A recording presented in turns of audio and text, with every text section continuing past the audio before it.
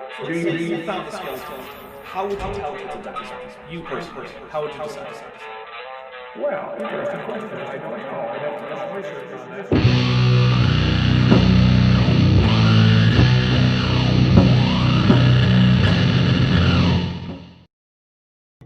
Alright everybody, welcome to Kent with Bent 40, Hovind versus Predator, or HPV, wait no, HVP. Wait, no. Yeah, HVP. HVP. Let's not switch those letters around. Nope, okay. So, let's see. I want to start off with a little bit of good news, bad news. So, with a combination of, I have to wait a little while for Patreon to actually, process all the pledges, and the same thing for channel members, as well as then the weekend happening, I wasn't actually able to get the October credit scene finished yet. But that's the bad news. So if you are currently a channel member or a Patreon or patron or whatever at the $5 or above tier, I do owe you your name in the credits. If you joined in September, unfortunately for today, this stream, it won't be in the credits. I apologize for that, but I have showed my patrons and members some of the new credit scene for October. It's really cool. It's very Halloween themed. I think you're gonna love it. So the first time you'll probably see it is on the next Kent with Bent. Or no, sorry, the next Tuesday stream, which will probably be an Eric with Erica, which will happen earlier in the day. So Right. Yeah. So sorry about that, but it is coming. It will be great. And as a makeup for it, I might actually just put it on my Top Hats Off channel. So we also, before we even get started, we currently have 2 super chats. So I want to say thank you to Dave Dalafiore, who says, "Note to self: this is time we'll never get back." That's true. And Yep. but that's true at all time. Why would you want it back? This is a great time. Also, we have for $3.99 from Scott Duke. Looking forward to this evening's episode. All right, so that's the only thing I have before we start going into the quote-unquote rules. So, Bent, do you have anything that you want to say right before we get to the rules of this evening's festivities? There's so much on my mind right now. I don't even know if there's anything I want to say or not. Okay, well, I mean, there's always the wrap-up section. If there was, I don't remember. What's that? I said there's always the wrap-up section at the end, so if you have if you think of anything, we can always give it there. One thing I do want to say is, as a musician, I am saddened by the passing of Eddie Van Halen today. And I know that's off topic, but yeah, he's a really good guitar player. F's in the chat for Van Halen. He had cancer. Yeah. Yep. Well, so let's, now that we've made everyone thoroughly sad, depressed. Right, let's talk about alcohol. Alright, so we do have some drinking rules if you choose to play along. Remember though, we neither encourage you to play along, nor do we accept any liability for any liver damage, damage to property, any legal troubles that you may result from drinking with us. I recommend the kombucha method of the game, or the water method. Yeah. Well, let's see. So, oh, there is one last thing. We currently are 4 channel members away from the next emoji. If we get one, it will be a Gutsick Gibbon. I've received an enthusiastic permission for a Gutsick Gibbon avatar using her own art. So, 4 more channel members, Gutsick Gibbon happens. Anyway, let's see. We have rules. So, we have a little bit of a drinking game going here. Because basically, originally, this was just a sort of I slowly drink as it goes on, but we decided that we needed more structure. So, first up, we drink whenever Kent Hovind gets something correct on his own that isn't just a quotation from someone else. Mm-hmm. All right. Yep. We also drink if Kent is just being so stupid we kind of have to. We also drink whenever Kent tells a joke that just doesn't land at all. It has to be a joke that, like, basically no one notices as a joke, and then suddenly at the last second, one person notices that was a joke. Yeah. And no one laughed at it. And if anyone laughs at it in, like, his audience, it doesn't count. Micro Raptioid says, "Can I do the drinking game with liquor?" I recommend against it. Maybe with tiny, tiny sips. Yeah, I recommend against. Certainly do not take shots. There are quite a few number of. Yeah. Okay, you got to drink now. I don't know the number, but it's enough that I would recommend. I'm against. I guess I am technically having liquor, but I've mixed it with significant amounts of Coke. So there. That's my recommendation. Use a mixed drink or maybe a beer. Do not go for just a straight liquor. Let's see, what else is there? We also laugh whenever we get a visit from some of the kaiju that we like to hang out with, which I think is about to be demonstrated. There you go. So that was Godzilla. We also have some Mothra sounds that come through. Those are mostly random. I can't help with that. Yeah. Also things like if channel members super chat with the kaiju emojis that I have on the channel, which any of my channel members, if you could just put a few kaiju emojis in the chat. If anyone super chats with those, we take a drink for that. There's a few other things. But yeah, let's get into this. So when last we left off, Kent Hovind was saying how interesting it was that there were 137 or so, according to him, anti-Hovind websites, which I would just take to mean anti-stupid, but you know. He'd probably count every YouTube channel that has ever mentioned someone who's like debated him. He would count that as a separate website. Yeah, I bet he would, because it has a different URL or something. Oh, and thank you, Kenny is the one channel member who bothered to put the emojis in the chat for me. All you other guys are slacking. All right, here we go. Let's get into this.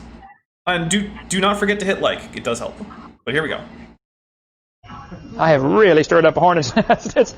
And it's funny to read them because the tone in almost all of them is, you know, the reason Hovind draws such large crowds is because, you know, the average person just doesn't understand science. What's he saying? We're smart, you're dumb. That's it. No, that's not what he's saying. What he's saying is scientists are well studied and most people aren't on this topic. It's sort of like if you went into your dentist's office and wanted his appraisal of an art piece. Like, why would you do that? What? Oh, I can definitely hear the echo through a phone. Okay, well... We might have to fix that. I will take care of that real soon. Alright. I'll deal with it. Okay. So I'm going to switch back to Kent here. So, alright. We're looking at Kent again. Sorry about that. But anyway, it's not that there's no... You're dumb if you don't understand science and evolution. It really is just that different people can't know everything. Now, you might be dumb, I guess. You're probably less likely to understand science if you're unintelligent, just because it's complicated and takes a while to learn. But that's the thing, like, you can be an extremely smart person and not know the first thing about biology. So it's not fair to characterize the argument that way. We'll continue on a little bit. Folks, that's what it boils down to. And right now, the atheists will drive past churches on Sunday morning, see the car parking lot packed with cars, and what are they thinking in their head as they drive past?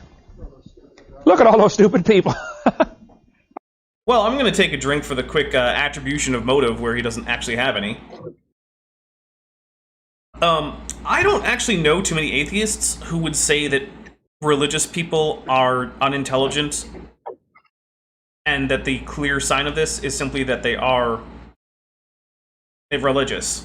Like, I don't know if I've ever encountered an atheist who, when asked, wouldn't say that, yes, there are intelligent religious people. Yeah, I hate that straw man. It just doesn't actually take into account the actual experiences and opinions of atheists. It's just a caricature of certain brands of atheism that are most common online, honestly. Yeah. But yeah, I mean, hey, tell you what, if you're an atheist and you think every single religious person is dumb, then let me know in the chat. But I'm going to expect that I don't actually get any takers on that, even though I am very confident that I need to close a window here. And also, even though I'm very confident that a significant proportion of my audience is probably atheist, although I also know that we have some Christians in here, and I think we occasionally get some people of other religions. And of course, everyone is welcome regardless of your religious affiliation or lack thereof. because this is not a channel for or about atheism. It's a channel for and about science, and also, you know, having the occasional drunken ramble stream. So here we go. Let's get a little bit more Kent in. Aren't they? This attitude comes from Satan. Right here. God doth know in the day ye eat thereof, your eyes shall be opened. Okay. And ye shall be as gods. Look at the next verse, next part. Knowing good and evil. In other words, Okay, so first we have a $2 super chat from Vandelli1998. Thank you very much. Who says, "Is that why we have different degrees in different things?" Yeah, that's exactly why. It's because, yeah, it turns out you can be very smart and also not know something about, or not know anything about a particular field, and someone else can have a degree in whatever that is and know nothing about your field. So, one example is I have a friend, and she has a lot of knowledge about like business and business laws and how to conduct like management turnovers in major corporations. And she also has a real estate license and knows all about all these various like realty laws and all this stuff. And I don't know a damn thing about any of that, basically. But she also doesn't know the first thing about, say, like paleontology or evolutionary biology or linguistics, which are all things that I know a fair bit about. She is a very smart person. I'm a very smart person. But she can't have a conversation about biology, and I can't have a conversation about, you know, the intricacies of real estate law. So, there you go. And don't ever ask me a math question, because I might fall over.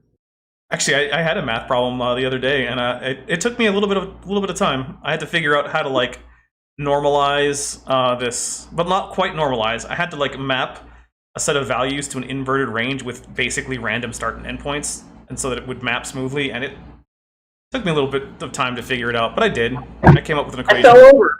All right. Anyway, Your math made me.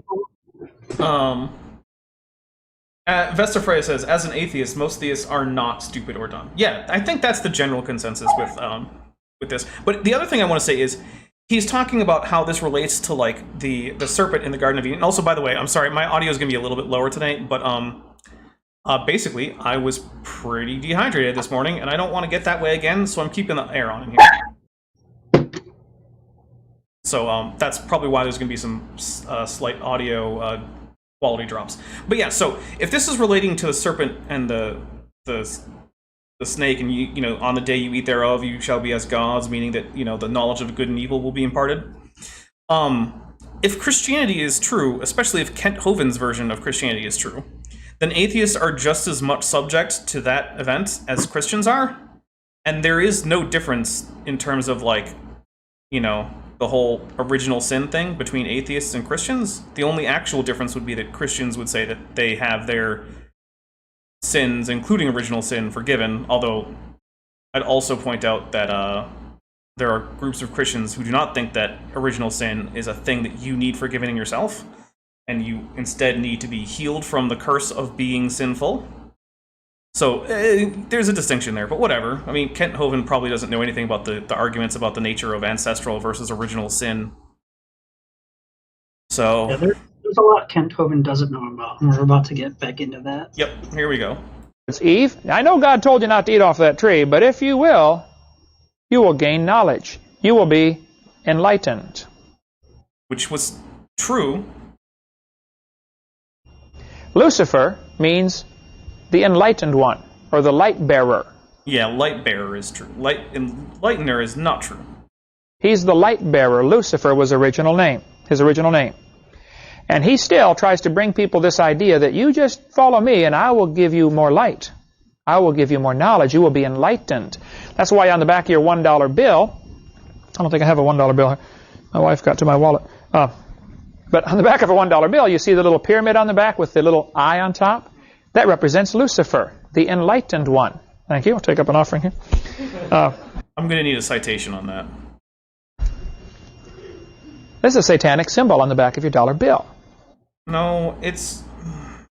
Take a drink. It's more of a Masonic symbol. And the thing is, while Masons have religious beliefs that don't align with traditional Christianity, in fact, I believe...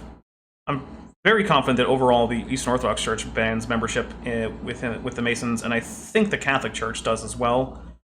But either way, they don't worship Satan. They have unusual beliefs about God and Satan, but no, they're not a satanic group. It's just no. So here we go. There's a long story behind that, which I get into in seminar part 5 about how this symbol got on a dollar bill. It was ordered to be put on in 1933. Interesting year. It actually made it on in 1935, and we cover all that on video number 6. But Lucifer promises remember that or from knowledge. video number 6. That's because that was the one that was basically an extended Godwin's Law argument, and we skipped it. And we skipped it, yeah. Yeah, because basically... Because you skipped Godwin's Law things. Yeah, I'm not going to have Kent come on here and rant about National Socialists. It's just not going to happen. Sorry, Kent. Because the thing is, I don't care about any of your arguments there, because even if they're all true, it doesn't do anything to falsify evolution. Evolution could have been the sole and only cause of all genocides in all of history. That wouldn't make it wrong. That would make it unfortunately true. So, yeah. 3 hours of me just saying, argument from consequence, drink, is not going to be fun. Robert is right. Dapper Dino, that wife got to my wallet. That was a joke and no one noticed, except Robert Ansett. Oh my goodness. And I do remember Kent chuckling, too. Oh my goodness. No it was so bad, I didn't even notice that it happened. Wow, I'll take a drink for that. Yeah, thank you, Robert. Wow. Oh man, that is, yeah, no, that was so bad, it just went right over my head. Oh man. Alright, here we I go. usually don't let it slip by. Think about the different organizations. Let's take Masonic Lodge, for instance. Yeah, exactly, the one you were talking What do they about. promise? You come to our meetings, you learn these secret handshakes, you learn these secret stances, you listen, you get more knowledge. We will enlighten you step by step, degree by degree. It's the same lie from Satan. I mean, maybe when the Masonic Lodge was first formed, that was what was going on. Now it's mostly just a bunch of people who, like, you know, hang out and play cards and drink, and then have funny handshakes between to know that that's one of those guys you hang out and drink with sometimes. Like, that's basically all it is. It's just a men's social club at this point. Like, very few people take the beliefs and secret doctrines or anything very seriously. And also, the threats for people who leave or reveal Masonic secrets, as far as I know, there's no evidence of any of them ever actually having been carried out. And there are some well-known former Masons who've written books all about all the various ceremonies and whatnot. None of them have ever been killed or anything like that. So, yeah, it's basically just a dude's drinking and gaming club. And also occasionally charity. Like, actually, the Shriners are Masons, and basically they're a particular set of Masons, and I think you have to have been in for a while, but when you join up, most of what they do is charitable events, where they either make donations or, you know, like, cook at soup kitchens and things like that. So there's also some charitable aspects to Freemasonry. And it's basically all it is. And no, not everyone who works at NASA or everyone who's ever been to space has been a Freemason. In fact, that's impossible, since both China and Russia send people to space, and while China currently bans Freemasons, and Russia, it did ban them, although I don't think they are currently banned. So, there you go. Mormons. In the Mormon church, they don't tell you what they believe until you've been in it for years. No, I'm going to take a drink. So, it is the case that Mormon missionaries usually are not... they don't open with some of the more unusual doctrines in terms of Christianity and the spread of Christian religion that Mormonism has. We have for $1.99 the Elks Club kill JFK. That's basically what the Freemasons is. It's like a more secretive version of the Elks Club. Which... Is that even still a thing? Is there still Elks Clubs out there? I don't know. I don't think I've heard of it. But, yeah, thank you again, Dave Daly, for your $1.99 super chat. Oh goodness, now I just lost... Oh, Mormons, right. So it is true that the Mormon missionaries, if they come out, they're not going to lead with, like, did you know that God the Father lives on a planet named on a star, circling a star named Kolob, and then he has a body of flesh and bone but no blood, and he has sex with his spiritual wives to give birth to spirit babies. Like, they're not going to lead with that. But the thing is, none of it's secret. Like, you can get free copies of all the scriptures that have all of that. You can go search online in their archives for previous writings of their various prophets and just read all of it. You can get works on Mormon theology that don't in any way hide this. So yeah, it's not what they lead with in, you know, missionary time when they're being missionaries, but it's not a secret. It's really not. It's all very public. And if you ask the missionaries, are these things that you believe? They'll say yes.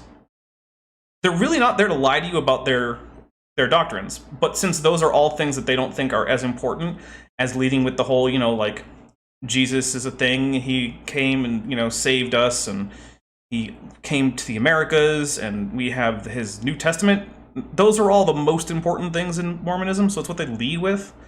So yeah, it's not, there's no secret Mormon doctrines. There are secret Mormon rituals in the temples, but they don't involve new theology. And yes, people have also become former Mormons and leaked what happens in there, as well as there have been a few people who snuck in with cameras. So, there you go. You'll have to be in there for a long time before you find out what they really believe and why. No. The average Mormon coming in, he doesn't know what he's in. That's probably true. You have to slowly grow and you know, graduate to get the higher degrees of knowledge. I'm actually going to take a drink for saying that the average person who joins Mormonism probably doesn't know all of the Mormon doctrines. That's also true for basically every religion, but it's technically correct, so I'll take a drink. Like, if you just converted to Christianity or Islam or whatever, you probably don't know every single religion. Like, if you ask the average, like, new Islamic convert, hey, who's Ibn Waraqah, and how is he important to the events following Laylat al-Qadr? They're probably just going to look at you with a blank stare. Right, exactly. Yeah, I don't know. But, like, yeah, does that mean that they're hiding? Does that mean that Islam is hiding who one of their most important figures in the early prophethood, allegedly, of Muhammad is? No, they're not hiding it. It's just, it's not what you lead with, because it's not that important. In terms of just, like, the bare theology. Let me know, but I'm not seeing... Yeah, it's buffered. Oh, I don't know. it says it reconnected. Is it working? Let me know if you guys got a bunch of buffering. I'm not seeing anything on my end, so I don't know. I think it buffered a little bit, and now it seems fine. All right, good. Okay, here we go. Kent. Anything that's run by Satan is going to be this way. He's going to promise.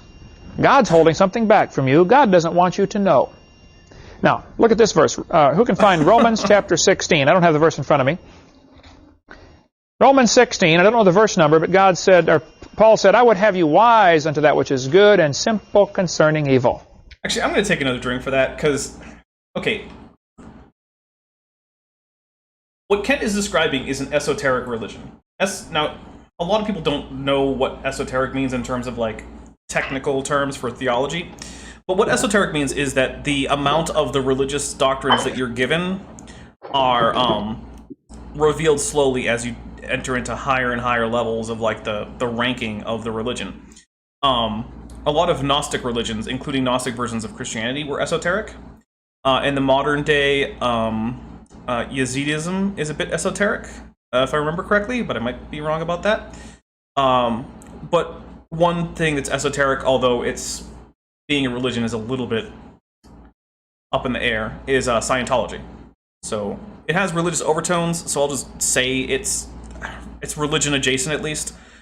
But yeah, it is esoteric because you aren't revealed all of these truths. But in esoteric religions, usually the idea isn't that the focus of worship of the religion, like God or whoever, isn't hiding things from you. The members of the religion are waiting until you were prepared properly in whatever way.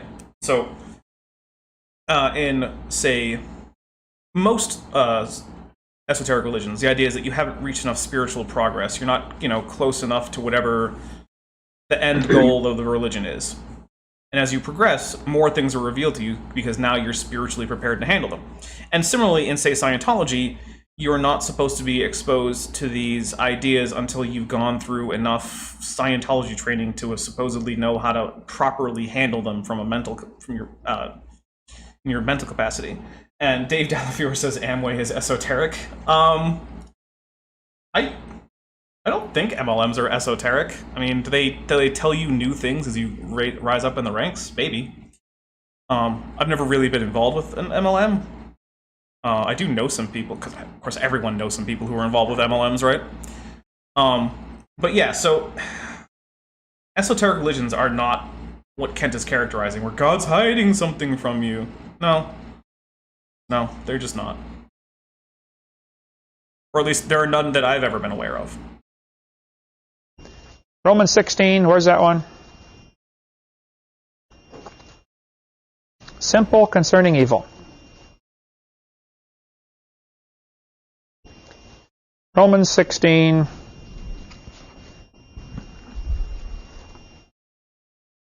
Is that why Kent is so bad at understanding evolution? 18? It might be. 19, there it is. Because he thinks it's evil. For your obedience has come abroad unto all men. I am glad, therefore, on your behalf, but yet I would have you wise unto that which is good and simple concerning evil. All through the book of Proverbs, you see him refer to the simple ones. Oh, ye simple ones, turn in and gain knowledge, and turn in and gain wisdom. Get wisdom, you know.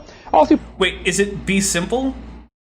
Or is it gain knowledge, Kent? Because you just told us gaining knowledge was apparently bad.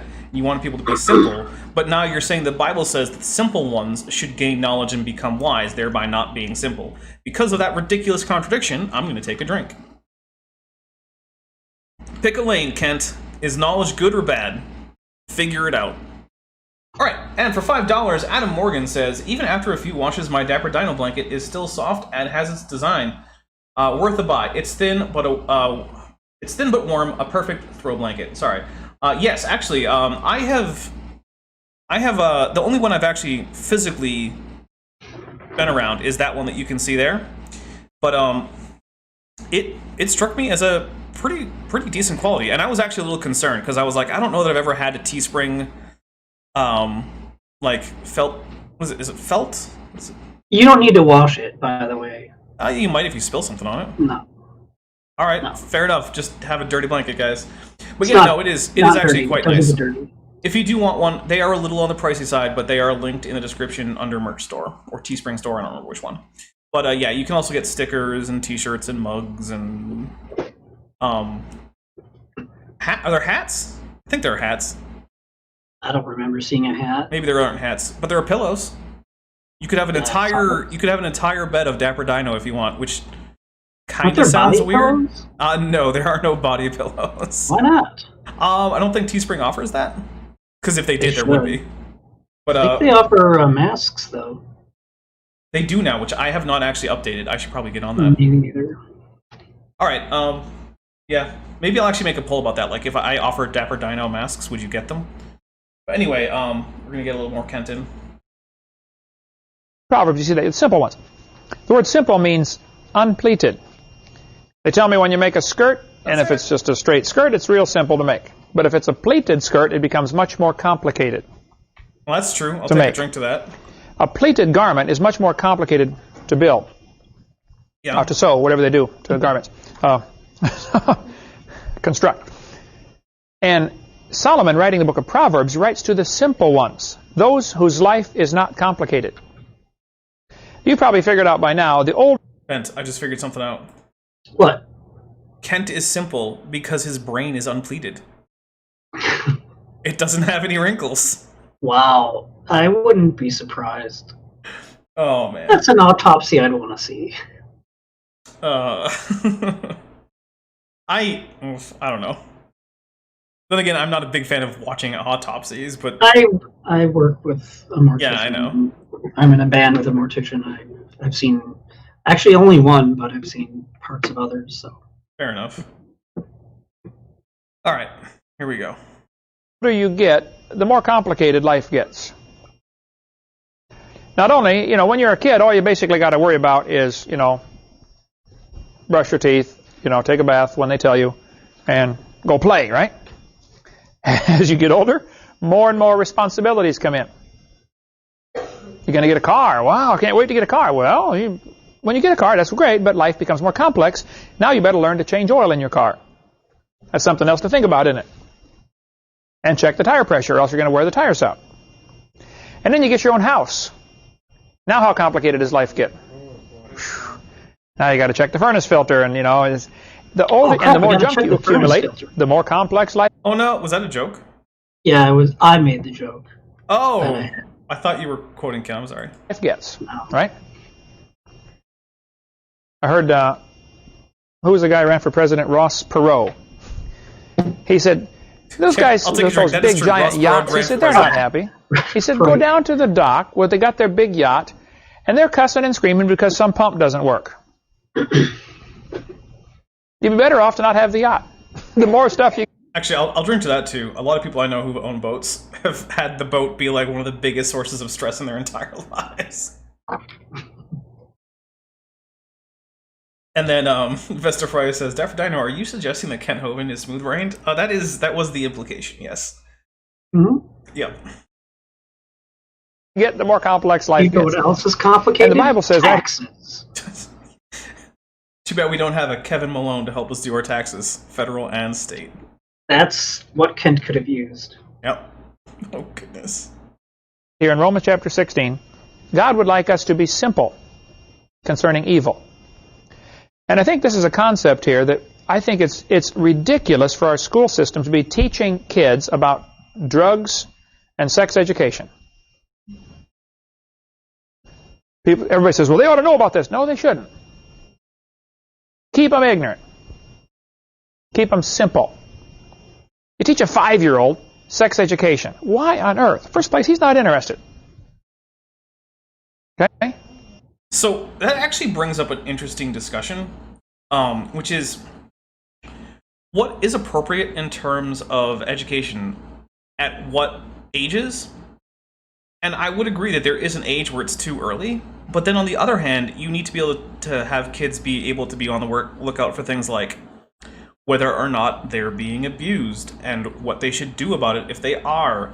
And also, you know, you want to have the information imparted before they're likely to actually start engaging in any sexual activity. And that means you want to have your sex education reasonably well finished before then, which means it's going to have to be fairly young. 5, I don't know that you should be going into extreme amounts of detail there. I don't think anyone needs that, but they should at least be made aware of what kinds of behavior from adults towards them would be inappropriate and who to tell. So, does that count as sex education? I mean, I guess kind of. Because, yeah, so... and the thing is, like most things with kids in terms of like ethics and stuff like that, it's really hard to say exactly what the right thing to do is on a lot of these border cases, like what's the exact right age to teach what in terms of this stuff. So Kent didn't say anything smart about it, but there is actually interesting discussions to be had there, and this isn't the place to have them. But I just want to point out that, yeah, there's actually a big open question as to what's appropriate when. And I know Kent Hovind would prefer basically that everyone just be taught nothing about this until basically, like, I don't know, the night before their wedding or something.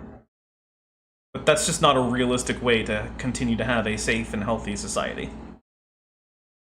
So, yeah. And he shouldn't be. Let him be a kid.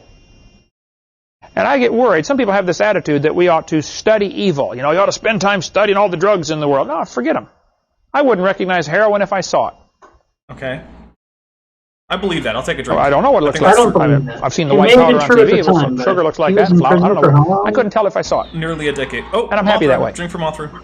I think it'd be wise to be simple in evil. But here Satan said, ye shall be as gods, knowing good and evil. So he's promising more knowledge. At this point, he is promising you shall be as gods. That's deify mankind. There's the 3 Ds. Doubt, deny, and deify mankind. Okay, so hold on. The way that I'm reading Kent is that he's saying that when the serpent said, you will be as gods, knowing good and evil, that he meant that they would gain some extensive knowledge of all of these sinful activities. Oh, There we go. Mothra again. But that's an interpretation I don't think I've ever heard before. Everyone I know interprets the verse to mean that you will know the difference between good and evil, and so you'll be able to judge your acts on that basis. And so you will be aware of things like, that's why Adam and Eve were immediately ashamed of their nakedness, because Abrahamic religions put a pretty high premium on modesty. And so after becoming aware of that they were in a state of immodesty, they realized that it was sinful or evil, and so they covered themselves up. I've never heard this idea that it meant that you would become, like, fully acquainted with, I guess, heroin abuse, according to Kent. Like, I guess that's what we're gonna go with. That was his example. Like, it's such a... Oh, Mothra again. It's such a weird and silly standard. I do not get it. But anyway, here we go. Now, many churches fit into this category. The Mormon Church would be in this category. What? They believe you get to become God. Oh, yes, that's I true. Yeah, have that's fair. here the Mormon Doctrine from the book Gospel Principles, 1988. He said, exaltation is eternal life, the kind of life that God lives. He is a creator. Look at that now. We can become gods, capital G, like our Heavenly Father. This is exaltation. Here's what the Mormon Church teaches. You learn step by step, degree by degree. Pretty soon you get to become God and start your own universe. Now, they don't want you to know what they believe at first. If the average person comes and visits the Mormon Church and says, you know, what do you guys believe? Oh, we believe the Bible. We believe in God. They won't tell you about this. Till you've been in it for a while, you have to be, you know, initiated into the higher knowledges here. No, you can just ask about that. I mean, like I said, it's not what they're going to lead with. But, like, it's open, it's public. You can look all of this up on their websites. Like, it's literally on, I think it's mormon.org or whatever. Like, you can find this stuff. It's not a secret. It's just not what they lead with. It's, again, not the most important thing for them in terms of, like, priorities of getting across in terms of their theology. But I'm really sick of this whole, like, oh, Mormons keep all these belief secrets. They just don't. They never have. All of these beliefs were publicly declared in front of, like, the assembled body of Mormons back when that was a thing you could do. Of course, now you couldn't because there's just too many of them. But they do have their, I think it's an annual convention, and at least all Mormon men are expected to at least listen to it. And it's broadcast online, so that's at least possible. I would be curious to know what the rate of guys who actually all watch it. Women are encouraged to watch, but not so much required. But I believe it is if a drink from Mothra. But if a man watches it and his female relatives do not, he's expected to tell them what happened. So there you go. Now, of course, all of this is drawing on memory from like 15 years ago when I was much more into researching Mormonism, so take everything I say with a grain of salt. Or, you know, a big old block of salt, like a Himalayan salt lamp. Take it with one of those. I don't care. A great book, the best one I know of, is the book Mormonism, Shadow or Reality. It's about that thick. I've got it at home. It's every single doctrine of the Mormon Church. Wait, hold up. I thought the Bible was the best book Kent knows of, but now it's this one? Sure. What he said. Oh, and for $1.99, he says, Donnie and Marie are evil. Dave Dallifigure says that, I'm sorry. Thank you very much. And I don't know that I can speak to Donnie and Marie being evil. But I guess you know what I'll go with? I'll take this way deeper than I think it ever probably was expected to go. A particular man once said that the line between good and evil does not run between nations or creeds or humans. It runs through each heart. And that man was C.S. Lewis. And while I don't agree with everything C.S. Oh, drink from Mothra. Well, I don't believe everything that C.S. Lewis said. I do think that's actually an important point to remember. It's not that there are particular people who are evil, although some people may well be more or less. All of us can be good, and all of us can be evil. And one of my favorite examples of this is every once in a while, someone will put this cute little picture of a couple soldiers from World War II playing with a tiny little kitten. And they have this big look of, like just joy, and they're having fun with this adorable kitten. And it's one of the most adorable pictures you're ever going to see from World War II. Until you notice the men are SS officers. And that's when you realize, yeah, the line between good and evil really does run through the middle of every single person. We all do great things, and we all do terrible things. And your goal should be to try to minimize the terrible things and maximize the great things. And people succeed at that in different degrees. And that got way deeper than I was expecting for tonight to get, so there you go. That's one of those things for this stream, I'm going to shrug my shoulders and say, let's keep going. Okay, here we go. Spelled out very clearly and showing how it's unscriptural. Now, the average Mormon is, honestly, they're nice people. I've had a lot of neighbors that are Mormons, and I'm not just anti-Mormon. See, you got to learn to separate between the people and the doctrine. I got a Mormon friend. They're great people. I mean, you were in the military. Mormons are way overrepresented in the military. You probably have at least a huge number of Mormon acquaintances. I know people in where I work that are Mormon. Yeah, my buddy's got a friend who's a Mormon. I've got I've got a fair few Mormon friends. They are often good friends, and they generally haven't tried to convert me. In fact, Mormon friends are how I got my free Doctrine and Covenants and Pearl of Great Price copy, because while they don't advertise it, they do actually give out free copies of that as well as the Book of Mormon. So, if you want it, you can just get it for free. Just ask. What they believe is satanic. It's from the devil. It's wrong. The book Mormonism, Mama and Me, Thelma Wrong doesn't equal from the devil, but okay. Greer was raised in the Mormon church for 30-some years, came out, got saved, and she has a very loving spirit. She's the grandma type, writing to, if you know somebody you want to reach them, softly and tenderly, that's a good book to reach them.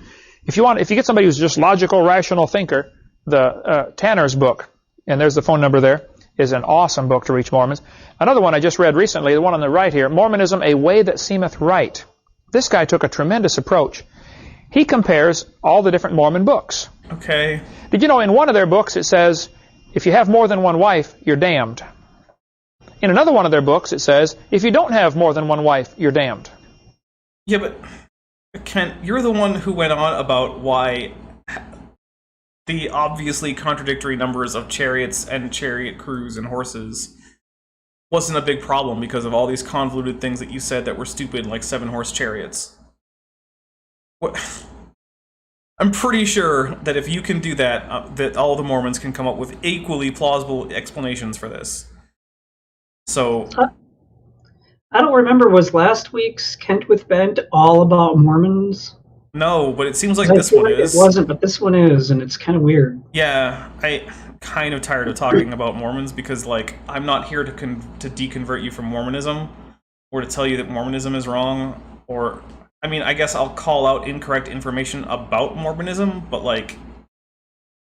also, is this just a commercial for the books that his ministry sells? I don't have any idea. It might be. It feels that's like what, it. That's what all his videos are. No, that's actually kind of true, yeah.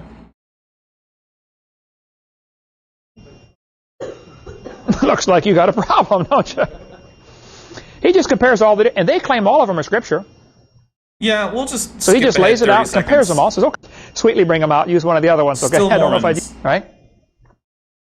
He told Eve, if you do what I say, you can become like God.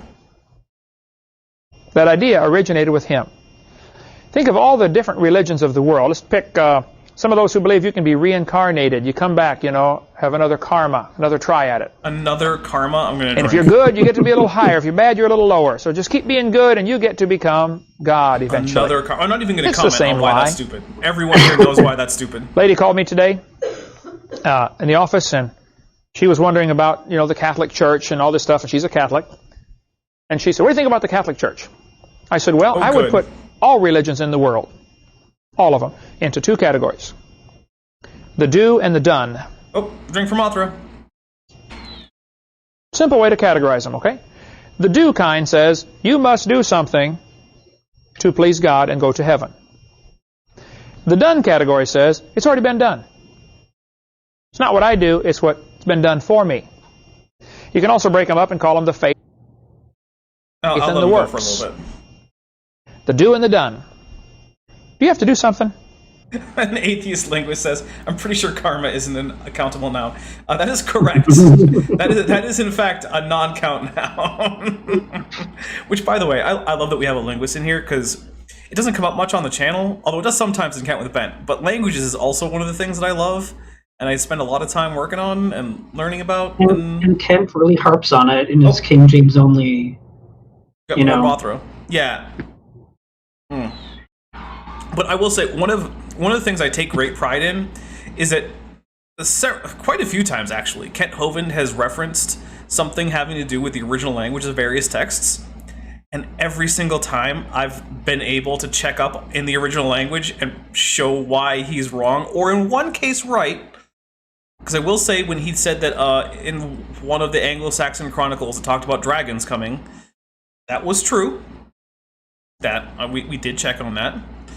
But yeah, so that is one of the points I take a bit of pride in, is that, like, yeah, my linguistics is savvy enough. But we'll keep going. Oh, more Mothra, my goodness. To make God accept you. You know, an awful lot of kids grow up in homes thinking they have to do something to please Dad. And if they don't catch the ball, or they don't hit the home run, or they don't make the basket, then Dad's not pleased or Mom's not pleased. Oh, more Mothra, my goodness. A lot of people grow up thinking God is only happy with them when they're good. Okay, so here's the thing, right? If we're gonna put... So I know where Kent is going with this. My goodness, another one. I'm not that thirsty. Mothra's gonna kill me.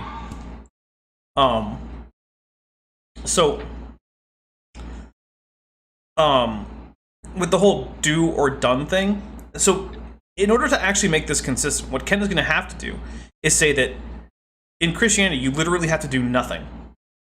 Which, you know what a thing is? Believing in Jesus. That's a thing that you do. So if Kent doesn't want to contradict himself, he's going to have to say that you don't have to believe in Jesus to be saved by Jesus. I'm going to take a drink. What do you think? You think that's what he's going to go with? I cannot predict the unpredictable Kent Hovind, All right. I suspect he's not going to go there, because he who wants has to a lot of be... catchphrases and can be quite predictable. Well, because based on what I know of Kent Hovind's... Oh my goodness, more... She's just not shutting up today. Just mute it. You're going to have to mute it. I will People are mute it. dying in the live chat. I will mute it at the intermission, which is coming up. And then we're going to drink again, though, but here's more Kent. That's not the case. God loves you all the time, even when you're bad. And just like parents who really love their kids, you can love the child but hate what they did. So you punish the sin but still love the sinner. Pretty sure that was Gandhi. And that's the object, okay? Well, Punishing for you for what you did, No, I'm but not I love pretty you. sure. I think it was... If I didn't love you, I'd just let you do it. So the idea that man can become God came from Lucifer in the Garden of Eden. In Isaiah chapter 14, it gives us some of the history of... RJM Truth is right. Mothra is trying to kill us. Okay, whoever it is in the chat that captured the cosmos is and is holding them for profit, or who has... Oh, Mothra again. Or who's trying to sell tickets to see the Mothra egg, or whatever it is, because those are the things that usually piss off Mothra. Just stop. yeah, stop it. Stop it. Mothra belongs to Infant Island. Return her or the cosmos, and we'll drink again for Mothra. Well, some of us will. It's a rule, gosh darn it. Lucifer I'm in his breaking the fall. rule, I don't even care. How art thou fallen from heaven, O Lucifer? This one's going to be for 5 craisins. Are you ready? 5 craisins, because that's how many you What does just the word grabbed. Lucifer mean? Lightbringer. Ooh, you've had enough, son. Let's get... I'll give you 1. You get 4 now instead of 5. We just we just dropped 1. There you go, brother. The enlightened one. There you go. You can divvy them out to all the kids. Look at that. Lucifer, the enlightened one. Now look carefully at this verse. How art thou fallen from heaven, O Lucifer, son of the... For $5, Mr. Wilford says, obligatory debt payment. Ooh, thank you very much. And for $2, Hovind says, rule-breaking fee paid in full. And we get another Mothra, so we'll take a drink for that. So thank you very much for those super chats. It is very much appreciated. Morning. Yeah. Some of the newer versions of the Bible call Lucifer the morning star. Jesus Christ is the morning star. Oh. Drink. But when is Jesus the morning star? I want a biblical reference. He might give one. You got to watch. You know which one it is, Mike, that has NIV? He might I believe not you're give right. one. Has Lucifer as the morning star. Ooh, you know what verse that is off the top of your head? We can look it up and find it. Yeah. Check avpublications.com. You'll be surprised at some of the changes in some of these other versions. Now, let me say this, okay? I stick strongly with the King James Version. But many people in the, KJV camp are so intolerant of the other versions, and I think there are some really bad things, okay, in the other versions. But you need to give people some growing space, okay? You don't spank a 2-year-old for wetting his pants. When he's 15, you might spank him for wetting his pants, but you don't do it when he's 2. Look, if your 15-year-old wets his or her pants, that's a sign of more likely a medical problem. You take your don't child spank to the them. doctor. Go to the doctor. See, this is the stuff that all of Kent Hovind's stupidness about, like, oh, the Mormons say this when they don't, or whatever. Like, it's just fun stuff. But it's when he gets here, where it's like he's giving people dangerous advice. Like, believing the Earth is 6,000 years old, it's silly, but it's not dangerous. Like, no one's going to get hurt because you think the Earth is 6,000 years old or flat or whatever. But when you're... Oh, take a drink. When your teenager wets themselves, there's a problem. And it's a problem spanking isn't going to fix. And so here's what else is going to happen. Yeah. We're going to go to intermission, because my drink is basically out, and it's also getting a bit watery, which is actually part of how I time out when intermissions are. So, yeah, we're going to go to intermission for a bit. Oh, and here's a fair bit of trivia. Every once in a while, parts of my intermission actually get copyright claimed, even though all of the music is Creative Commons. And that happened to me today for, I think it was Kent with Bent 31. So if you're going through a previous Kent with Bent and the intermission video is oddly truncated, it's because every time that happens, I just trim out that section. And say, all right, well, guess what? Now the music that you will allege is yours isn't in my video anymore. So, yeah, the trials and tribulations of being on YouTube. Or is it Trials and Tribulations, which is the name of an episode of what show?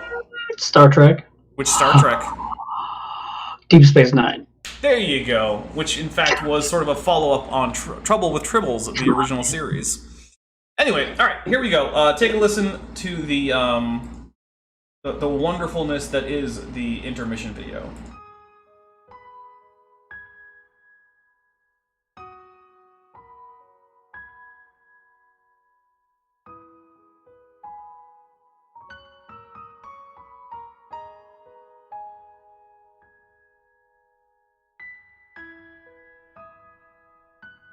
I want to take a moment to talk about something serious. There is a problem facing late surviving non-avian dinosaurs in modern America. Hunting is very strictly regulated, and only allowed at certain times of the year. This means that for much of the year we have to rely on farm-raised food, which means money. If you want to help a starving dinosaur, please consider donating on Patreon, or buying from my merch store. Links are in the description. Please help. Dinosaurs all over YouTube are depending on you to help them through the hunting off-season.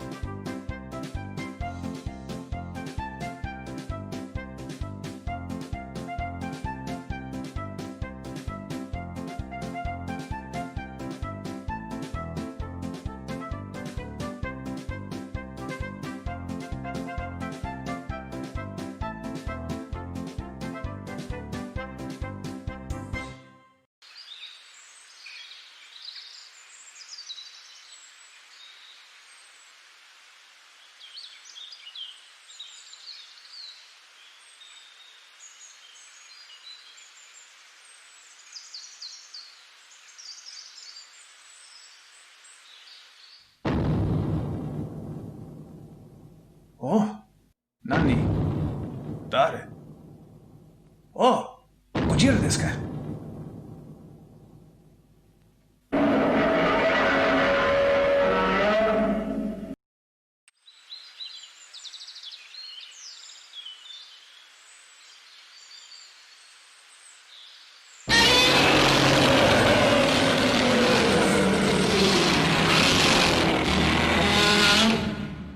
はい、ゴジラさん。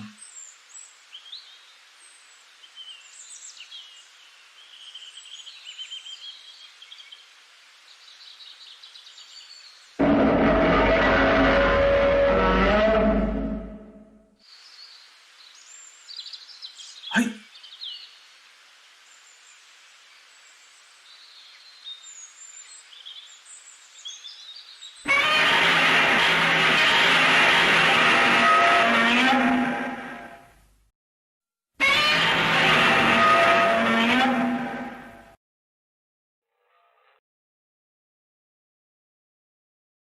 All right, we are back. So there has been a slight technical glitch with the screen sharing. I'm hoping that it's not going to be a problem. If it is, we'll see what happens. Yeah, I don't know, but we'll see what happens. I don't know. Discord is being a little bit weird. Actually, I remember not that long ago, I was trying to do a Discord call with me and 2 other people, and one of them was in Southern California. One of them was here where I live in Arizona, and the other person was out in Canada. And it turns out that there was a Discord outage in Southern California, parts of Nevada, and Arizona. It was just like, really? Really? Come on. Man. Yeah, so we ended up... right? We ended up having to... We were meaning to watch a video together. And so we ended up having to watch it through the Canadians' like TV. They just turned up the volume on their TV because none of us could screen share because of the Discord outage. But anyway, yeah.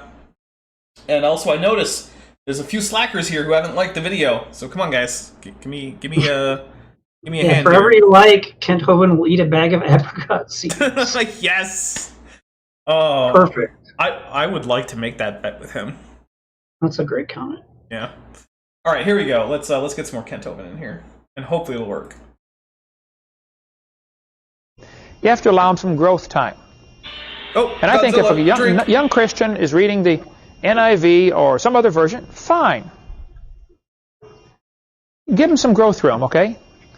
I remember I'd been saved for 6 months, and I was coming to church regular, bringing my RSV, Revised Standard Version, that I got from the Methodist Church.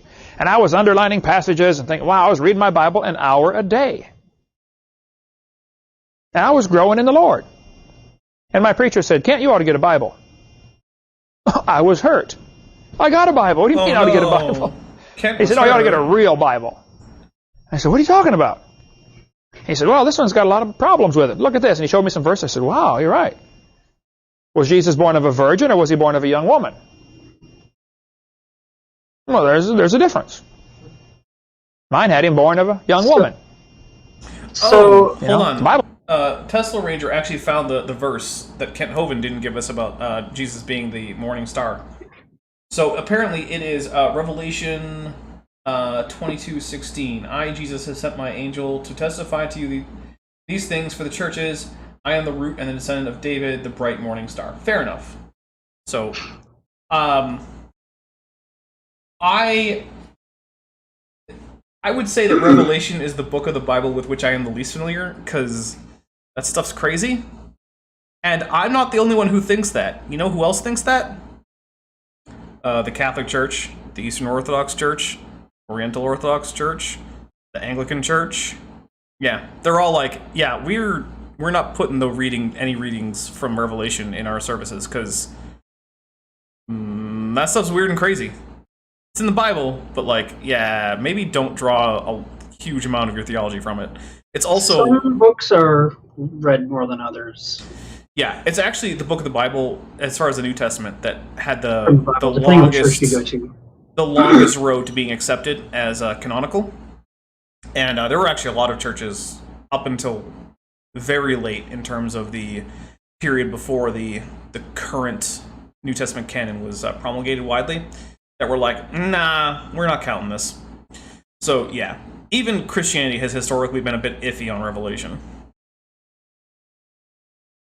Has been born of a virgin. That's a big difference. And so I got rid of that, and I still have it at home. That's on the shelf. But I'd rather have somebody read the Revised Standard Version than Playboy. I mean, it depends what you want to compare it with, right? Okay. So don't go off on a tangent, blasting everybody, all the other versions. Give people some growth room, especially in our type ministry. Wait, did Kent Hovind just make this my PG-13 rating a little bit iffy? Yeah, maybe. Ugh, thanks, Kent. Out on creation, I kick the dog as I walk by, but I don't spend hours on it. As soon as you do, you're going to narrow your audience way down. And it's not time to do that yet. I do cover the different versions on video number 7. By the time they've been through my whole seminar, 14 hours before I even get to the KJV issue, now they're ready to listen. Goodness. That's why I put it near last in the seminar. Anyway, how art thou fallen from heaven, O Lucifer, son of the morning? How art thou cut down to the ground, which didst weaken the nations? Oh, John, running the camera there, we can go off on this for a long time, couldn't we? It's Lucifer that's weakening the nations. I'll tell you what, we just produced a videotape, if you want to call our ministry and get it, on the straw man. How many saw the movie Wizard of Oz? I did. That Wizard of Oz movie was made to teach what Satan is doing in the world. What? Follow the yellow brick road. Follow the money. Yeah, okay, that's an accurate explanation of the metaphor there, because the Wizard of Oz is an allegory, although not about Satan, but okay. Take a drink. Originally, in the book, it was silver slippers. Follow the silver and the gold trail. That's true. Take another drink. They changed it to ruby slippers so folks wouldn't catch on, what's really going on in this movie. That's stupid. Look, here's no, I don't know if this explanation is right? I'm just going to go ahead and propose a possibility that's less stupid. Maybe it was ruby because this was one of the earliest color movies, and silver is just gray, basically, whereas ruby is a nice, vibrant red, and they wanted to have more color on screen. But what about that? I'm not going to argue the Wizard of Oz with Kent Hovind. I will. Look, I believe you over him in Fair this enough. case. Well, I'm not even saying that's what happened. I'm just saying that's a better explanation than they wanted to hide the accuracy of the money metaphor in the Wizard of Oz. Like, why? Why? I'm just confused why Kent Hovind's not talking about the Green Mile. Because when he talks about movies, he always talks about the Green Mile. It's just what he does. Had the Green Mile come out when he gave this? I don't know how old it is. Well, so this is before he went to prison, and quite a bit before, because this was filmed on VHS. You can tell, or this was put on film or on VHS. Like, this is on video, and this is a rip. 1999. Green Mile came out in 1999. I think that's the year he went to prison, or maybe the year before or the year after. Yep. He might not have seen it by this point. No, he went to prison, I think, in 2005. Oh, okay, never mind then. But I still think that this video might have been filmed before 1999. Like, look at this is on VHS, right? This is a VHS rip. Chances are this was filmed in like the mid 90s, so I think that's why. The straw man, no brain. Yeah. The Tin Man. First words out of the Tin Man's mouth. He's standing there stuck. What's he saying? Oh wait, straw man, no brain is correct. So I'll take a drink. Oil. Yep, also Oil. correct there. That Right? is the first thing that the Tin Man says. Tin Man represents commerce, the financial, the business world. I think it was more like the oil business, but like, whatever. It's not a big deal. Has no heart. And it's ruthless. The business world is ruthless. And yeah, actually, the no heart part, also accurate. I'll take a drink for that. Kent Hovind actually knows a thing or two about the Wizard of Oz. I'm kind of surprised. And they run on oil. Yeah, no, that's true too. I'll take a drink. The whole thing is a fiction, and John's done a great job on stuff on. What? The economy isn't a fiction. It exists. It operates. You might not like how it operates, but it's not fictional. You sure he wasn't trying to make a joke? 'Cause I'm not sure. I'm not sure. And yeah, RJM Truth does say that it's oil can, and yeah, that is technically the line in the movie. I don't remember if that's the line in the Oil book. can what? But the analogy is accurate. So the thing is, Kent Hovind wants to say that this is some metaphor about like Jesus or Satan or something, but the Wizard of Oz is actually a metaphor about the government and its interaction with the economy. This was actually a metaphor for, or not a metaphor, allegory for, and that does not come across as well in the movie starring Judy Garland as it does in the book or its sequel, but that is the case. He is broadly correct about his analysis of what these things are analogous for, except with the silver slipper being changed to ruby. Like, I do not agree that was to, like, hide the metaphor. I just think that the filmmakers thought that ruby would be more fun, and they didn't care that much that one metaphor got dropped. But yeah, so he is broadly correct, and this is not a controversial thing. Like, if you ask most like literature, like academics who study literature, who have read The Wizard of Oz, that's what they'll say too. Yeah, it's mostly economic metaphors. Gotta say, I did not think we would talk a lot about Mormons and then the Wizard of Oz. You never know what can happen. Exactly. Kent with Bent is it's just chaos. Chaotic good for the win. So we go for it. Or is this chaotic neutral? Are we chaotic neutral?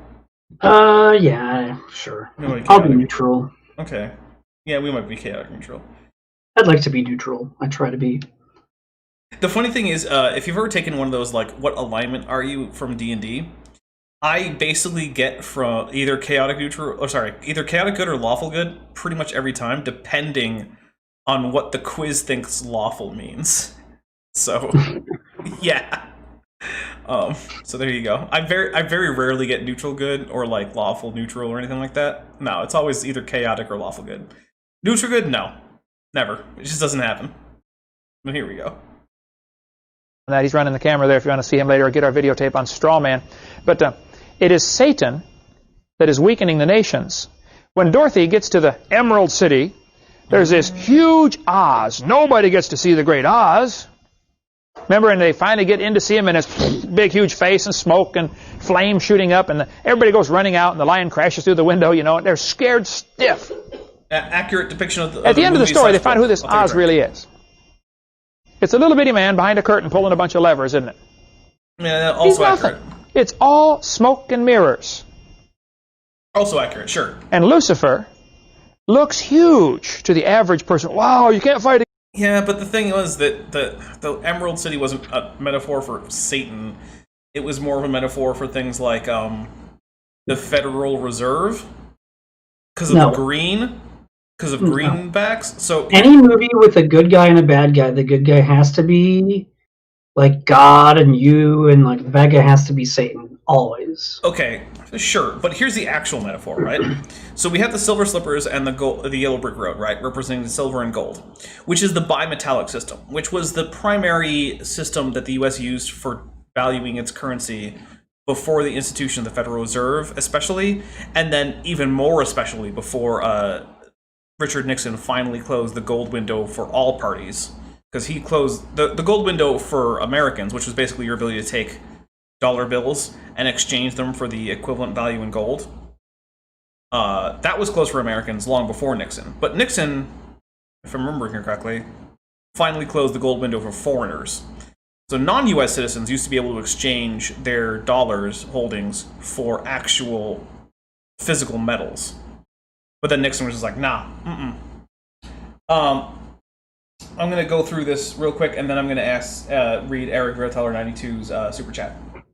So, but the Emerald City is supposed to represent the Federal Reserve, which has taken the bimetallic system and replaced it with a largely fiat currency, which was only in theory actually backed by metal, because by that point the Federal Reserve was issuing essentially it was issuing money that it couldn't actually back up in reserves. And so the money it was issuing was, smoke and mirrors. It was fictional. And the idea of the book is we need to get back to the bimetallic system. And that's why the ruby slippers, which were originally the silver slippers, is what's going to take Dorothy back home to where she needs to be. Yeah. Basically, the entire thing is an anti-Federal Reserve novel. It's not an anti-Satan novel. It's about the Federal Reserve. Now, you can argue whether or not fiat currencies versus metal-backed currencies are good or bad, whatever. But it's just stupid to say that it was about Satan. That's not what it was about. But here we go. We have for $4.99 from Eric Vertall 92. Question for both Bent and Dapper: what are your favorite and least favorite movies? Bent, what do you say there? My favorite movie is The Shawshank Redemption, but I have to mention a close, probably second or third, Pulp Fiction, because my least favorite movie is Pulp Fact, the sequel we never got, where we would have found out what really happened. Fair enough. Stupid joke. That's all I got, though. But I don't really actually have a least favorite movie. I can't think of one. Simply Irresistible was a pretty terrible movie. Okay. But I don't have a least favorite. But it is The Shawshank Redemption for my favorite. Fair enough. So my favorite movie kind of depends on what I'm in the mood for. So like if I'm in the mood for like a film noir crime drama, I tend to go with like The Maltese Falcon. If I'm in the mood for like a horror movie, one of my favorites is Alien. So it varies. Those are two that are consistently very high on the list, though. I also really like The Ten Commandments with Charlton Heston. Excellent movie. One of my favorites. You might be able to tell that I have a bit of a soft spot for older cinema. It's true, I do. I just think you should pick one because someone paid $5. And if it changes, it changes. Okay, so right now, what's your mood right now? What would it be? Probably The Ten Commandments right now, actually. If I had to pick a movie of the ones that I usually give as my favorite movies, The Ten Commandments would probably be pretty up there. Although I don't really have like 3.5 hours or whatever it takes to watch that movie. And I know how you feel about Charlton Heston. Yeah, Charlton Heston is the greatest actor of all time. It's a bold statement. I don't agree with it, but it's so subjective, and there's so many great actors, so. Oh, look, how about this? He's you can at least agree that he's one of the best actors of all time. Yeah, I would say it's fair to put him on that list. Yeah. Least favorite, it's a little tricky, basically because every year new terrible movies come out.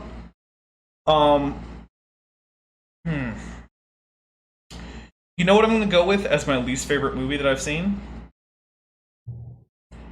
Paranormal Entity, brought to you by the Asylum, who ripped off Paranormal Activity on the year it came out. It is just awful. And the stream ended again for me in Discord. But yeah, I think I thought of a least favorite movie, and it's the third Matrix movie. I just wanted so much more than what I felt like I got. By the way, guys, I'm gonna close the video here just for a second while I try to reestablish the stream. So yeah, that's fair though. Yes, there are Planet of the Apes fans here. I like the. Can we get back to talking about Mormons again? Well, we had to. The Wizard of Oz? I mean, we had to actually, answer the question. I know. So give me a second, because we also have a second super chat. But I'm going to try and reestablish the stream so that you can see it. So I know it's not the stream on your guys' end, but if Bent can't see Kent, then it's not Kent with Bent. Exactly. And I'm blaming what do you call this? Discord for this, because that's what we're using. So, all right. But the other super chat that we got was for $2 from Vandali1998 and says, if Oz is Satan, then was the witch good all along? So actually, I don't remember to what degree the Wicked Witch of the West was affiliated with the Wizard of Oz. So I don't actually remember. Yeah, that's a good question. I mean, the Good Witch would, the Witch of the East, would she have been? I guess she's still good all along because Dorothy of the North. Dorothy. So the idea is the Good Witch of the East sends Dorothy on a quest to go to Oz to talk to the Wizard of Oz, essentially as a quest of enlightenment, ironically enough, given what Kent has been talking about. And then she uses the silver slippers in the book to return home, going back to the bimetallic standard. So the Witch of the East is supposed to be sort of like an Obi-Wan Kenobi character. She's the wise character who teaches our protagonist what she needs to know in order to actually get back home. Which is to say that she needs to realize what is wrong with the current world she's in, which is the Federal Reserve. So, yeah, I did not expect to talk this much about the deeper meanings of the Wizard of Oz. All right, here we go. Let's get the topic of evolution has come up once. No, but that's okay. Yeah. The Wizard of Oz is fun too. Hit play though. Against the devil, look how big he is. Look, we're going to be shocked when we realize he's the one that weakens the nations. Oh, and apparently there's a Wicked Witch of the East, and Glinda was the Wicked Witch of the North, according to Zemorph 42. You might be right, dude. It's been so long since I've had anything to do with the book or the movie. Yeah, don't. Like I've said with. Generally speaking, with Kent with Bent, you need to take what I say with a bit of a grain of salt. Check it on your own if you want to make sure that I'm being very accurate. Because this is a laid back, sort of a stream. And also, I realized that I didn't bring back the display capture. So Yeah, there we go. I'm not seeing Dapper or Kent on YouTube. I can't talk. Now you are. Now I am. When we realize, people are going to say, where's that verse, John? People are going to say, is this the man that did the next verse? Is this? People are going to look narrowly upon him and say, is this the man that did this? When we watch Lucifer get cast into hell, we're going to say, you're kidding. That's it? Okay. That's all it was all along? Little bitty man pulling a bunch of levers. No, that's... And the movie Wizard of Oz... No, the levers didn't represent Satan. Again, they represented things like, the short-term loan rate, or, the future purchases, or all of the various things that the Federal Reserve can do to affect things like the interest rate and M1 and M2 versus measures of how much money exists in the economy. That's why the levers were there. Because the Federal Reserve pulls these little levers that basically don't make sense to you unless you've done a whole lot of work on macro... or what is it? Macroeconomics, yeah, that's it. Like, unless you've done a whole lot of work on macroecon, you don't know why the short-term window rate is going to affect how much you pay for your mortgage. But that's the thing. Those are the little tiny things that the Federal Reserve manipulates that filters down to the economy. And that's what that's about. It's not about Satan. Stop it, Kent. Just stop. Certainly not a Christian movie at all, but they're just giving notice. Hey, folks, here's how we're going to do it. There's two worlds. There's the world of reality in Kansas, and then we're not in Kansas anymore, Toto. There's the fictional world. And that's another. That takes hours and hours to go through. We'll let John take care of those questions for me. But verse 16. They shall look narrowly upon him and say, is this the man that did Weekenston, that did this? But he's going to be cut down to the ground. Next verse says, this is Lucifer speaking now. For thou hast said in thine heart, ready? I will ascend into heaven. I will exalt my throne above the stars of God. I will sit upon the mount also upon the mount of the congregation in the sides of the north. Every step he's putting himself a little higher. There's a whole sermon here on the 5 different steps. I will ascend into heaven. I will exalt my throne above the stars. I will sit upon the mount of the congregation in the sides of the north. I will ascend above the heights of the clouds. And then I will be like the Most High. The 5 I wills of Lucifer. And again, there's whole sermons been preached on this topic. Okay. Okay. Wait, was that supposed to be a joke? He laughed at it. We'll get it to stay up there, yeah. The Yeah, 5 maybe. I I'll drink wills to it. Yeah, I'll of drink, Satan. The last one, though, he said, I will be like the Most High. He's wanting to be like God, isn't he? Yeah, that's the Now, of motivation course, he the can't be character. like God, so he's mad at God. And at this point, I try to throw a little more humor into my seminar.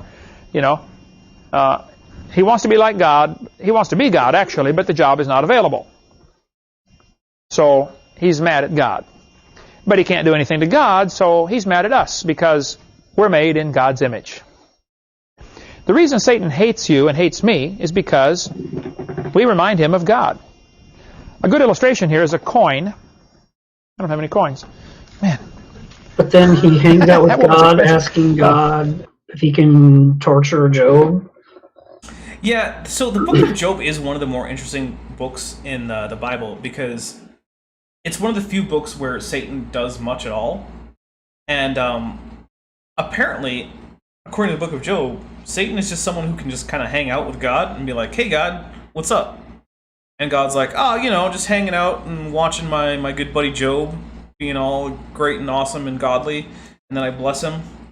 And then Satan's like, hey, you sure that that's the causality there, that he loves you, therefore blessings? Are you sure it's not blessings, therefore he loves you? God's like, yeah, totally.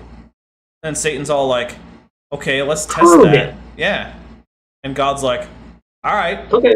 just can't kill him. And Satan's like, can't kill him? Deal. That's what happened. That's- If you didn't know, that's really- what happened in the beginning of Job. It is, though. I mean, granted, I And- said it like And in the end, a bit loosey-goosey. went through a lot of stuff, and and then, he proved God right. right, yeah. Take that, Satan. God wins the bet. Basically, Sure. it's the Book of Job presents God and Satan as like bros hanging out, drinking some beer, watching the show of Job's life, and then they decide to make a bet. Like that's the beginning of the Book of Was Job. it really a bet, or just like, hey, I just want to know if? I mean, were there any stakes? I mean, I don't know that there were stakes, but like, you know how sometimes you're like, just like you say to one of your friends, "Oh, like, hey, I bet there's. No, I don't think so. Well, let's try it. yeah, exactly. Yeah, it's one of those things. I think you call those a gentleman's wager, where like Sure. there's no stakes, but like yeah, you just call it a bet. So yeah, basically that's how Job portrays God and Satan as basically like bros who hang out and have disagreements, but like they're still chill. So yeah, it's a weird thing. I think. Okay, in the realm of Christianity, a more reasonable reason for Satan to want to try to get us all of us humans into hell is because he hates God so much. Not because we remind him of God, but because God loves us, and so God wants us to go to heaven. And if Satan can ruin that for God, he will. Yeah. Oh, also Zenmore 42 points out the Star Wars Holiday Special. Okay, so I didn't see that one, so I can't count that one. I have seen it. Don't go watch it. It's not good. But look, there are things I would rather watch, or there are things I would less rather watch than the Star Wars Holiday Special. Don't go watch it. It's not worth it unless you need to be like the diehard I've seen everything of Star Wars on film. It's not good, but it's the worst thing ever? No. Like, is it worse than Birdemic 2? The one that decided to be Birdemic but self-aware? No. Birdemic 2 is worse. Anyway, we also have a $4.99 super chat from Robert Birkinson who says, the pictures of Earth are fake. That's not evidence that the Earth is round. If the Earth is spinning, then why don't we feel the spinning? I don't know if that's apropos of anything we've been going over, but I just do love the random We just insertion. go from topic to topic. Yeah. On this one, we go talk about some Mormons for 45 minutes, maybe talk about the Wizard of Oz. Let's go flat Earth for a while. We did mention space before, and I was going to say space is fake because the Earth is flat, but I forgot. Are you saying that we're going in one incredibly unbroken sentence, moving from topic to topic? No one had a chance to interrupt. It was quite hypnotic. Yeah, basically. Star Trek quote. Okay, here we go. But if you look at a coin, they stamp an image on there, don't they? After you carry it around in your pocket for a few years, The image gets worn, doesn't it? We were made in the image of God. Okay. We still retain some of that image, but we're pretty worn out, folks, okay? We're not too close anymore. It's actually not a big bad one, son. metaphor. Thank you so much. A quarter. The image gradually gets worn and faded. And even in the drunks and the derelicts and the drug Only addicts and the God carries us prostitutes, around in his there's still pocket. an image of God there. Okay, yeah. That's where I the don't- metaphor starts to break down a little bit, but the idea is supposed to be that, like, you know, I get the idea, but it's just like, yeah, look, all metaphors break down. I actually think this was a decent metaphor. it's fine. It's fine. I know what he means, and that's all that matters. So Yeah. Folks, it's pretty worn and faded, but it's still recognizable. Made in the image of God. And God can restore it. That's the miracle of the new birth. Robert Berkinson asked why we don't feel the spinning in his super chat, and then he asked why we didn't answer my questions.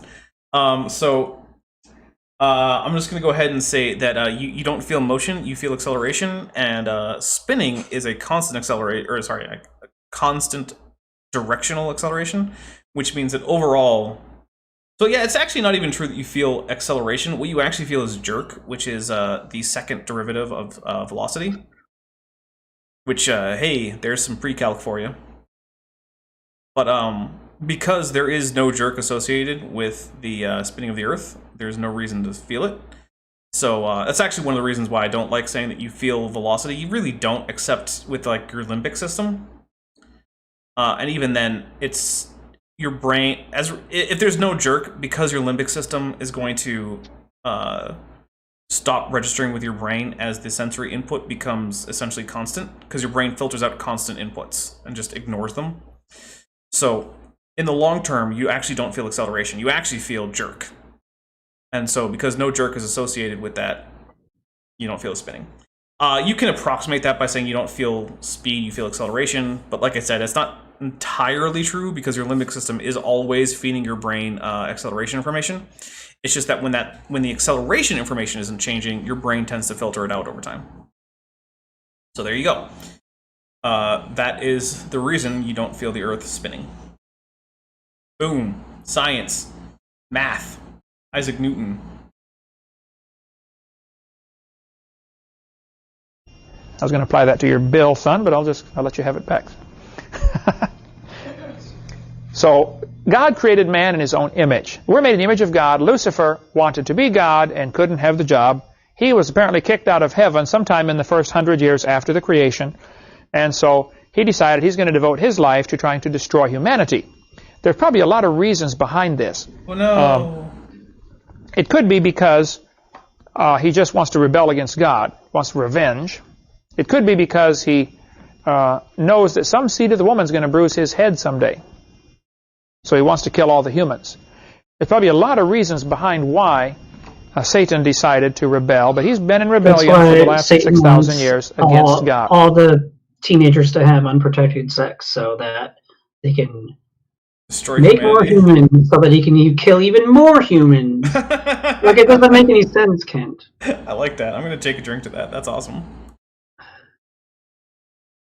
Yes. Also, hey, stay safe out there. Whatever you're doing. Whether you're a teenager or not, stay safe. In my seminar, I use hundreds and hundreds and hundreds of quotes and references. I try to footnote every...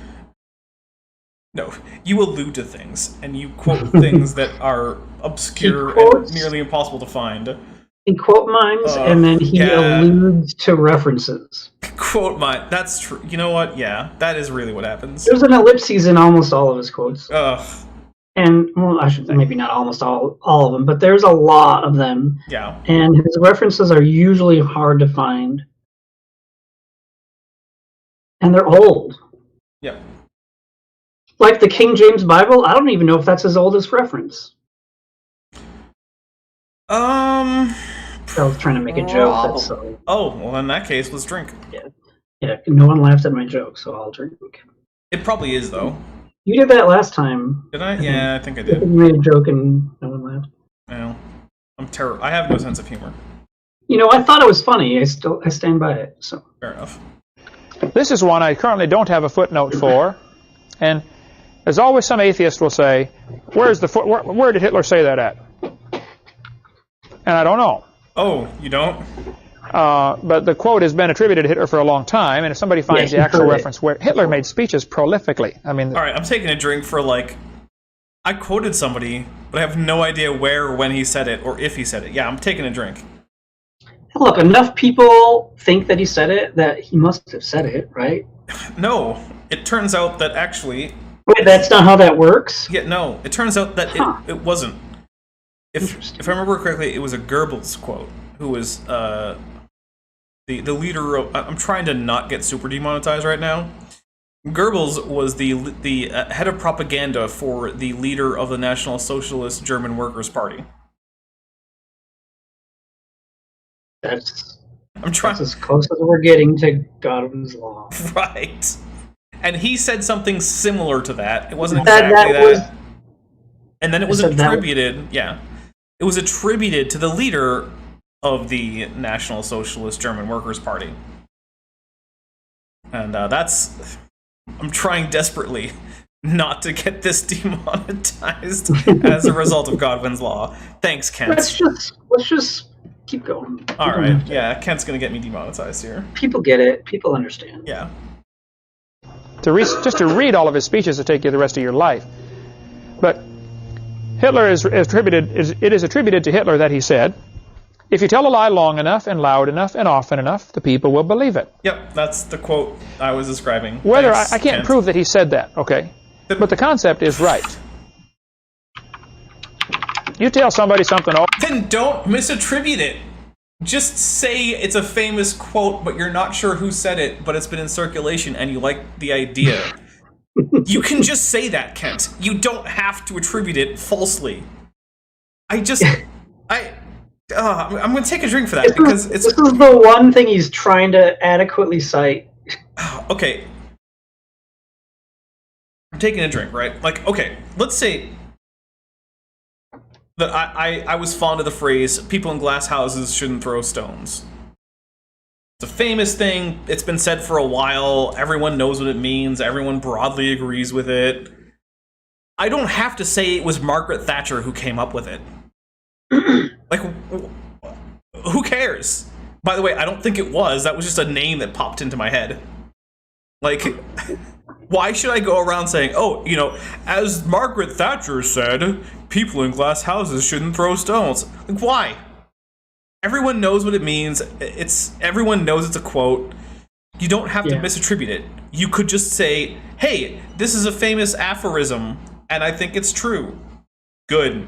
Continue on. Moving on. Yeah. I'm taking a drink. I can't.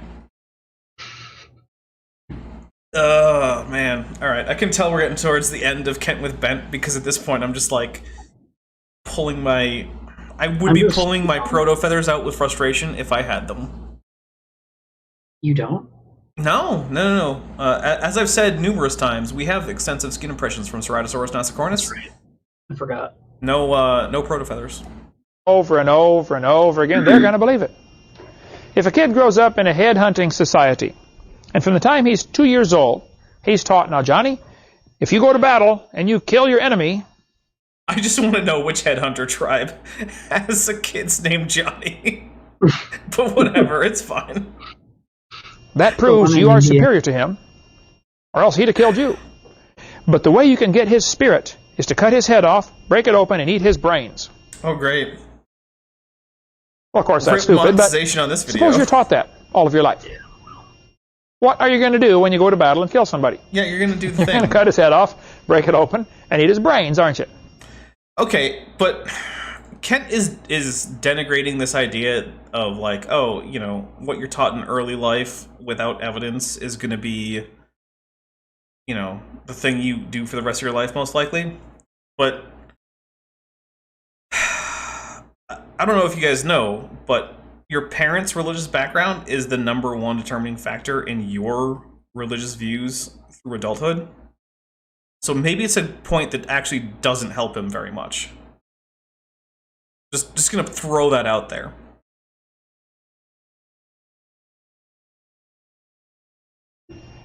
what you believe determines how you're going to behave. That's true. I'll drink to that.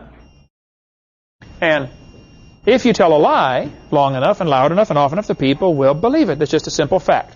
Hitler's also attributed as saying, people are more likely to believe a big lie than a small one. And again, I'm going off on a lot of rabbit trails here. Folks who have made gigantic claims. One guy during the Civil War got tired of being a soldier, so he walked into the camp where they're doing surgery on the guys, got their legs shot off and stuff, and just got one of the doctor's coats, put it on, and pretended to be a doctor for the rest of the war. He performed hundreds and hundreds of surgeries. Never had a day's medical training in his life. Or so I heard. Yeah, or so I heard. I guess apparently he got to be a pretty good doctor after a while. Well, so that's one of the things. It's like, is that completely incredible? No. Could that be a thing? Yeah, it could be a thing. Yeah. But did it happen? I don't know, because Kent Hovind doesn't have a source. Right. You practice on enough of them, you learn a few things. But then I go into a little more family history. I have two brothers and a sister. And I say, these are my two older brothers, Ross and Mark. Wait, I have two brothers and a sister. Am I secretly Kent Hovind? Is that the big twist? Is that the big twist at the end of Kent with Bent? Is that I've been Kent Hovind the whole time? The whole time! What? Wait, then who am I? You're my nephew. Unrelated. Yes, unrelated nephew. There we go. All right, sorry. I don't remember that about Kent Hovind. I don't know if I ever knew it. And I was just like, wait, I also have a sibling distribution. I have two brothers and a sister. But I am, in fact, the oldest of all four of us. So that is a difference there. Now you guys are learning more about my family. Which, by the way, my brother has been on the show, so it's not like it's a super huge secret. But here we go. Has been older than I am.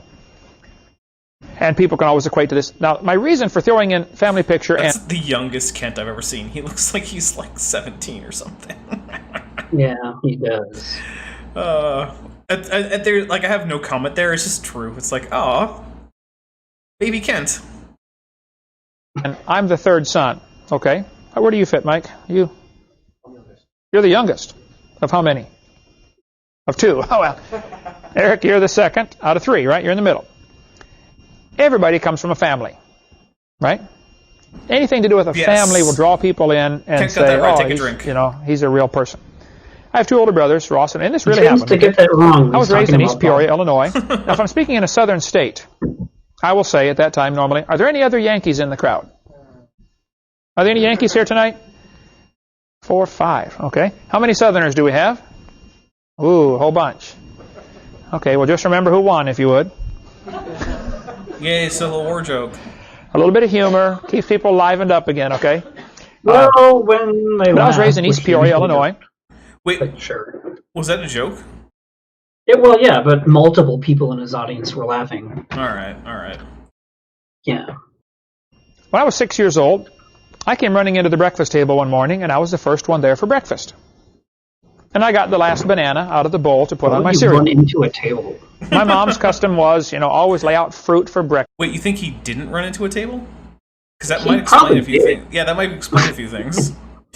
One day he was just a little bit taller than he had been before. Look, I've seen some kids run face first into table edges. I think I do that now still. Like, you seem a bit it's tall. hard to pay attention to what you're doing. You seem a bit tall to run face first. Just bump into random things. Oh, okay, yeah. But yeah, I've definitely seen some kids run face first into a table. And it's just like, oh, come on, dude. It was right there. It wasn't like it was hiding.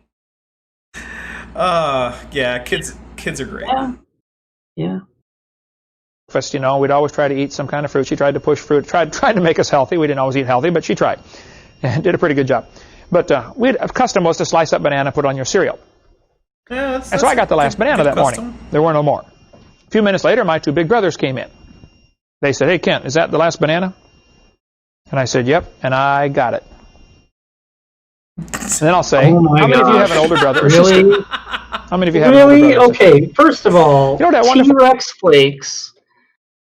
Okay, and then second, Kent is in a suit as a 6-year-old. I'm sure that's how 6-year-old Kent went to Running breakfast into a every day. table to eat. Oh my gosh! To eat some T-Rex flakes on the last banana. The thing I love about Kent Hovind cartoons is that he's often in them, or his opponents are, and it gives you a window into his brain as to how he thinks of himself. He's so and how buff he in thinks. his cartoons. Yes, and he's got that like razor sharp jaw, and it's just like. And he doesn't look like he's that out of shape, especially these younger. But he doesn't ones. look like his cartoons. But he's not a bodybuilder. Oh, and my favorite thing is he makes fun of Paula Gia's cartoon avatar for allegedly being too buff compared to the real life Paula Gia. And it's like, dude, have you seen any of your cartoons of yourself? You have exactly zero place to talk about this. Kent has projection on many levels. Yeah. And that's one of them. Yeah, that's true. All right, here we go. We're going to keep going. We've only got 4 minutes left of this. Feeling you get when you finally pull one over on them. They pick on you all the time. Boy, that morning I had them and I knew it. They wanted my banana. But big brothers do not beg little brothers for anything. They either beat them up and take it away, True. Yeah, I'll take a drink, yeah. or they lie to them and try to trick them out of it somehow. No. How It's many of the you first ever got one. beat up by your older Well, brother or it's either, sister so I'll because take they 2 wanted drinks. what you had? He's got his hand up right there. Not in my His brother household. sitting next to him. All right, fair, but Of course. My Everybody brother raised would in a trick family me. can equate with that, right? And so my brother said, Kent, do you know how bananas are made? I said, no. I was only 6 years old. It's been proven in laboratory tests the brain doesn't even start to grow till kids are 18 to 20. How many parents can verify that one from raising kids? Is Kent only like And again, any 17? parent would say, yeah. sorry, say that again. Is Kent only 17 or something then? Because like Yeah, is his brain not growing? I don't. I'm not sure. You're brain right. Kids do the grows. dumbest things, Yeah. you know, and they fight over the dumbest things. Your time is coming, son. Trust me. You think, how can they're fighting over what? Come on, wake up. So my brother said to me, Kent, do you know how bananas are made? Kent's wearing different I said, clothes no. now. Yeah, and his they said, brothers in South America, they have apparently these spiders are that- zombies Yeah, I don't know. with very large teeth. And lots of them. Yeah. Yeah, it's Kent Hovind cartoons are always an interesting thing. Yeah. Live up in the trees, and when they die, all their legs fold up, and mold begins to grow on the dead spider He did legs. 3D CGI. And a banana is really made from moldy spider legs. I mean, I'm not going to say that it's good. And I said, but you guys I'm are glad lying to that me. he You just did want it. this banana Yeah. because you know it's the last one. And they said, no, brother, we're not lying. You cut that thing in half and look in the middle, you can still see the black spots where his legs were. All 3 spots from the spider's 8 legs. You know, I did not eat bananas for nearly 3 years after that. That's why the spider died, because it didn't have And enough everybody in legs. the room can identify with having somebody tell them a lie and make a fool out of them when they were little. How many of you can identify if somebody did that, something similar to you, right? So again, you're drawing them into your world, getting them, and again, humor is a great anesthetic under which you do surgery. What? You get them laughing and then you preach against their sin. Was that a joke? Yeah, I guess, because I can assure you they don't use a lot of humor No. for anesthesia. They use a Anesthetics? cocktail of drugs. Yeah. I know what some of them are, I don't know what Surprise. most of them are. Yeah, I guess that was a joke. Okay. If you're about to undergo a painful procedure, don't just watch a funny movie beforehand. That's my advice. Hashtag not medical advice, but still, I think your doctor will agree with me. I don't care what you watch before surgery, just don't eat anything or drink anything unless they tell you you can. Because so many stinking surgeries have to get canceled because someone put cream in their coffee that they had 7 hours earlier. Oh, man. And it's like, well, you'll probably be fine, but you might throw up and choke on that cream and coffee and die. So we're not going to do this procedure today. We're going to postpone it. Yeah, listen, look. Here's my hashtag is medical advice. Listen to your damn doctor. Do what your doctor tells you to do. If you have a bad doctor, get a better doctor. Yeah, that's That's the closest I'm ever going to come to giving you medical advice, is listen to your doctor. And that's why anytime I'm like, oh, hey, maybe don't do this thing, it's usually followed up with like, but hey, check with your doctor. And also, hashtag nothing Dapper Dino ever says is medical or legal advice. It's a really long hashtag. Or bent. Yeah, or bent Hovind, no relation. Unless, like, you're a patient in the hospital I work at, and I have... Do you ever tell the patients what to do? a case. No. Yeah, so even then, it's not medical advice. So, I yeah. don't even when the guy's, like, scratching his face and, like, it's supposed to be sterile, and everyone's like, put your arm down! I just watch him, and then I turn around and I'm like, that guy just scratched his face. To whoever's next to me. That's all I do. I don't even care. Yeah. I mean... All right, let's go. Here we go, yeah.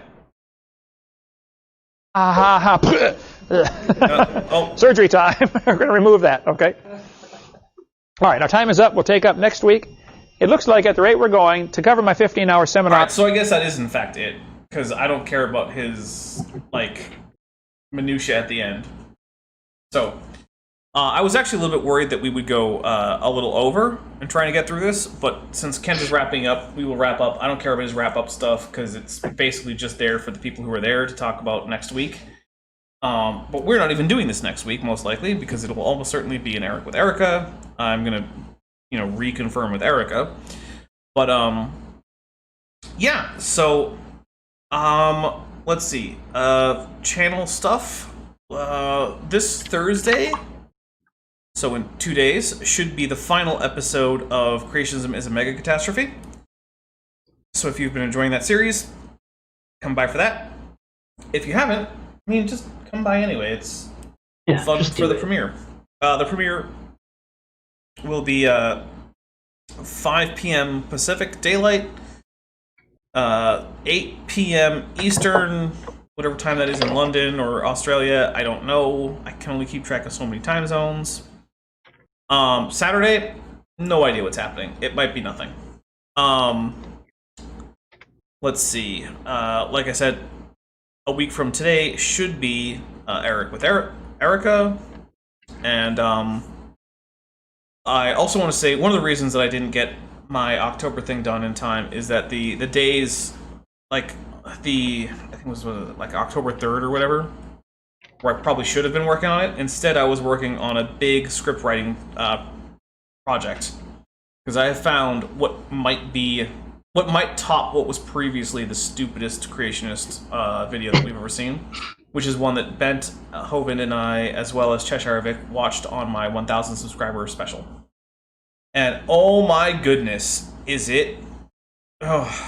it's... I don't want to give any spoilers, but it's from Genesis Apologetics, and it is just incomprehensibly bad. But I ended up reading something like 17 or so various papers about paleontology and geology and stuff, and I've got references in my notes, and I've been writing notes on this, and I still have a couple sections of the script where I need to go through and actually collect my sources and go through my notes more thoroughly. So, yeah, it's... There's a lot that I've been doing on this, but I think it will be an interesting video series. It'll probably end up being 4 or 5 episodes. Like I've said, the October end credits are coming. I really feel bad that they aren't out now for this video, but I can only do so much. I'm sorry. I really wish that I had gotten to this earlier, but I also am pretty firm on taking a couple of days off almost every week, just for my own sanity, basically. Yeah.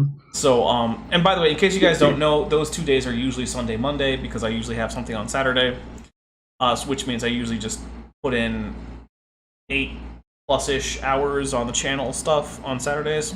So, that might be why I'm hard to reach on Sundays or Mondays. I do usually keep checking my social media and my Discord. So if you do need to get a hold of me on those days, email I might not get back to you on initially. But yeah, you can get a hold of me on those days. It's just trickier, and I'm usually not actively script writing or animating or anything like that. So there you go. There's a little bit of insight into my sort of personal how I run this. But I think that's it. I am hoping to put out the end credit video on Top Hats Off tomorrow, I think. So yeah, check out that. If you aren't subscribed to Top Hats Off, go ahead. It has all sorts of my topic stuff. It's got literature readings. It's got gameplay stuff.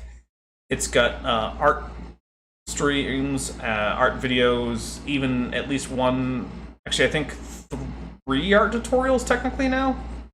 So there you go. Top Hats Off is where you can find me doing all sorts of the random stuff. That's also where we're going to end up streaming our upcoming Star Trek Adventures role-playing game, which actually at this point we're getting very close to. I think I have only a little bit more art asset generation to make, and then I'm going to start writing. I think we're going to have an off-air adventure just to get to know everyone, to get everyone comfortable with the game system. But then we're just going to dive right into actual on-air stream. You can come and watch us. You can root for the crew of this Klingon ship that we're all going to be on, because we're all going to be. We're Klingons. Yeah, we're using the Klingon Empire source book for Star Trek Adventures. It's going to be a lot I of fun. thought to get a Dax, but it might the happen. timeline didn't. It's iffy. Yeah. It's iffy. We're setting the game slightly after the events of the end of Deep Space Nine. It's a little bit before the USS Voyager comes back, if this means anything to you. So yeah, if that's something you want to watch, is me and some of the people that you know from sort of like my group of YouTubers and other creationist debunkers. So I'm there, Ben Tobin is going to be there, T. Lane is going to be there, Deadly Dakota Raptor is going to be there, Corporal Anon is going to be there, I think your brother's going to be there. My brother's going to be there. Yeah, so we're going to have a nice crew. We're going to go on adventures. There's going to be combats and diplomacy and scientific discovery and whatnot. I'm going to try and make it feel as much like you're watching a Star Trek episode as I possibly can. And we've good Star Trek episode. Right. And we actually have done a lot of work to make it so we can have the assets to make it feel that way. I have cutaway shots from the exterior of the ship. A really great opening intro for the episodes. I'm going to have... with original music, and we have... Yeah, that's true. Ben Hovind. Original art. Yep, original art, original music. Ben Hovind is going to be the captain. I'm going to have him do an opening captain's log as like part of the cold open. Yeah, so this is we've been working on this for a while now, and we're actually getting really close to the point where it's like, okay, I'm the GM. I need to make an adventure. So yeah, please subscribe to Talpots Alf if that's at all interests you. Anyway, that's about it from me. Bent, do you have anything that you want to tell people other than visit coppermagma.com for some nice free music? Visit coppermagma.com for some nice free music. Okay. And it's just music. There's more music that I got right before the stream, actually. A few hours before tonight's stream. I need to listen to...